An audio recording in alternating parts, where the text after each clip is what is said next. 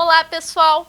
Confira o que estará em destaque no Tradição News desta semana. Municípios da Zona Sul se preparam para o fechamento total das atividades não essenciais a partir de quinta-feira. Mas o prefeito de Jaguarão se pronuncia e informa que 8 municípios não irão aderir ao decreto. Campanha do Agasalho do Estado recebe doação de 1.000 litros de leite da Cooperativa Santa Clara. E a Universidade Federal de Pelotas alerta que só terá condições de pagar as despesas até setembro. Acompanhe agora!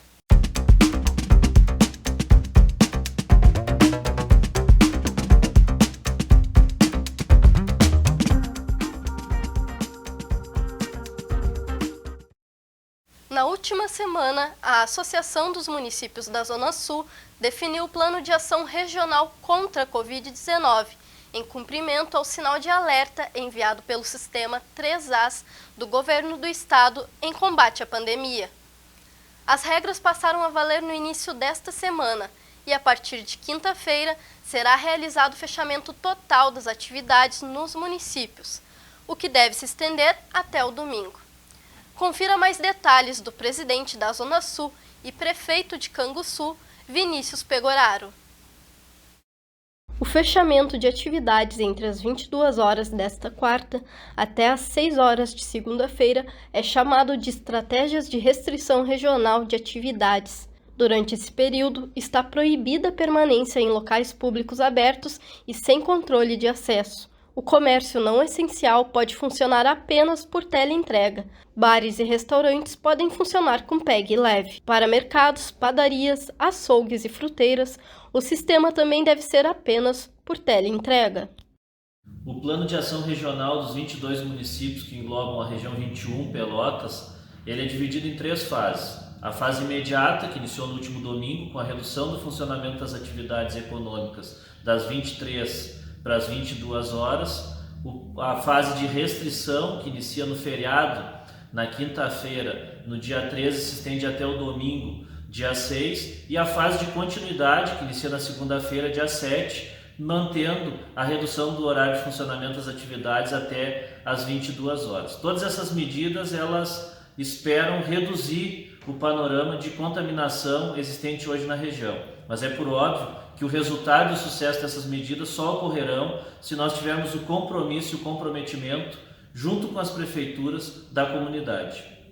Apesar da decisão da Zona Sul, na noite de ontem, terça-feira, o prefeito de Jaguarão, Fávio Teles, informou que o município e mais 7 cidades não irão aderir ao fechamento do comércio. Jaguarão, São José do Norte, Rio Grande, Chuí, Pierre Machado, Cristal, Amaral Ferrador, São Lourenço do Sul, são os 8 municípios que no dia de hoje apresentaram um plano de ação, um decreto, em forma de decreto, para, com as restrições necessárias para que possa se atender todas as questões de saúde pública em função da Covid-19, com diversas restrições, obviamente, porém atendendo também a questão daqueles que precisam trabalhar, daqueles que precisam se sustentar e sobreviver. Teve alguns que questionaram, inclusive colocaram ali o documento da Zona Sul, assinado por mim, junto com o presidente Vinícius, que democraticamente foi eleito um plano de ação. Eu assinei, sim, obviamente, até por coordenador técnico, porque a maioria, foi me delegado a função de coordenador técnico e, na verdade, precisava alguém que assinasse junto com o presidente para enviar isso ao Estado. E como a maioria tinha votado, obviamente tinha que assinar aquele plano. Isso não impede com que quem assinou concorde necessariamente com algumas situações de dentro. Foi isso que me levou a mim, junto a outros 7 municípios, a nos reunirmos, juridicamente nos respaldarmos e, principalmente, pensarmos na questão daqueles que precisam do comércio, precisam se sustentar, precisam sobreviver no dia a dia. E isso que nos levou a pensar, não na forma de desrespeitar os outros colegas prefeitos, jamais, jamais. Mas nós, os 8 municípios que fizeram o decreto e fizeram alguns ajustes no plano de ação, têm em função principalmente ao comércio, principalmente às atividades economicamente ativas, todas que geram emprego e proporcionam renda para muitos. Nós iremos manter forte a vigilância e pedir principalmente para que a comunidade nos ajude, para que o comércio nos ajude, para o comerciante, aquelas pessoas que precisam do comércio, ou para trabalhar ou para comprar, que nos ajudem, que por favor mantenham os protocolos de saúde, os protocolos de distanciamento, que nos ajudem. Neste ano, um dos focos da campanha do agasalho é a coleta de alimentos não perecíveis e cestas básicas para auxiliar famílias em vulnerabilidade social. Nesta semana, a Central de Doações da Defesa Civil do Rio Grande do Sul, em Porto Alegre, recebeu a doação de 1.000 litros de leite enviados pela Cooperativa Santa Clara. Confira. A campanha do agasalho estadual deste ano, que tem como tema Ajude doando, a sua doação aquece um coração, recebeu 1.000 litros de leite da Cooperativa Santa Clara. A entrega foi realizada pela diretora do Núcleo de Propaganda da cooperativa, Noêmia Gomes. As doações são encaminhadas para a Central de Doações da Defesa Civil em Porto Alegre e também para as prefeituras no interior, onde é feita a coleta, a triagem e a distribuição. Nós já distribuímos 600 litros. Por quê? Porque tem muita gente precisando de alimentos, tem muita gente precisando de agasalho nesse inverno e principalmente agora que nós estamos sofrendo com essa pandemia do Covid-19. Então, que sirva de exemplo essa doação da Santa Clara para que outras pessoas doem. Nós estamos aqui com o nosso drive-thru diário das 9 às 15 horas no Centro Administrativo do Estado, no CAF, na Borges de Medeiros 1501, diariamente das 9 às 15 da tarde, para que as pessoas de maneira rápida e segura façam as suas doações, tragam roupas, calçados, alimentos não perecíveis, kit de higiene e limpeza, para nós diminuirmos um pouco a necessidade dessas pessoas que estão em situação de vulnerabilidade social. No site do Governo do Estado, você encontra mais informações de onde realizar as doações na capital e nos municípios do interior. A administração da Universidade Federal de Pelotas informou que só terá condições de pagar as despesas até setembro. Veja mais detalhes. Após o governo federal ter sancionado a Lei Orçamentária Anual para 2021, as universidades federais receberam um corte de 18% do orçamento em relação ao ano de 2020. Por isso, algumas instituições já se posicionaram sobre a situação financeira.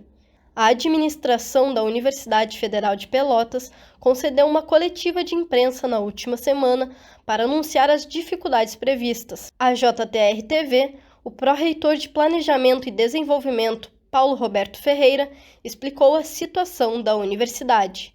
Nós estamos falando de um orçamento de custeio da UFPEL desse ano, 2021, que é da ordem de 59 milhões de reais. Se nós compararmos com o ano passado, foi de 72 milhões de reais, e o retrasado, 2019, que foi o nosso último ano típico, ele foi de 74 milhões de reais.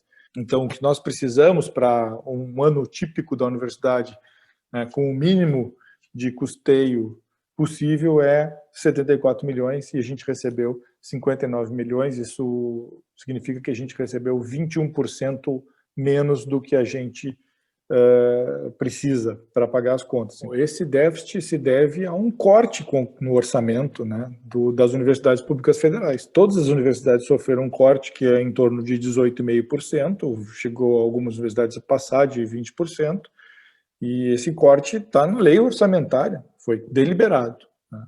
O governo entendeu que o orçamento das universidades deveria ser 20% menor nesse ano. E para além desse corte, nós temos um valor bloqueado hoje, né? Tem um valor expressivo bloqueado, que nos representa 1,5 meses de sobrevivência da universidade. Sem a gente ter a pandemia, falta de 3 meses, né, para pagar as contas, 20% do orçamento anual. Com a pandemia, talvez a gente consiga que faltem 2 meses ou 1 mês e meio, né, de pagamento de contas, vamos dizer assim, de custeio da universidade em 2021. E o que se pode fazer nesse momento é imaginar que a pandemia vai representar uma economia, né, em várias frentes, e que essa economia, então, vai resultar num déficit menor no final do ano, de maneira que a gente possa completar o ano sem maiores prejuízos, né? O aluguel precisa continuar sendo pago dos prédios que a gente aluga, os terceirizados a gente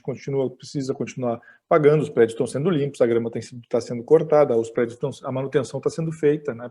Prédios pintados na medida do possível pela universidade. Então a gente não tem por onde economizar para além dos gastos que são menores com a pandemia e esperar que isso se compatibilize minimamente até o final do ano, que a gente acredita que não vai ser possível, porque o corte é muito expressivo, ele não representa o que a gente economizou, por exemplo, do ano passado, que foi todo de pandemia. É um ataque à universidade pública, é uma forma de inviabilizar a nossa existência, e nós lamentamos profundamente que isso esteja acontecendo. Não temos muito mais o que fazer, a não ser esperar, né, lutar com a força que nós temos, né, sensibilizar a comunidade, sensibilizar a classe política, para reverter esse corte e nos integralizar o orçamento mínimo que a universidade precisa para sobreviver. Vamos aguardar o desenrolar dessa situação, né? Bom, chegamos ao final de mais um programa. Agradecemos a sua companhia e lembre-se, a informação que faz a diferença está aqui no Tradição News. Até mais!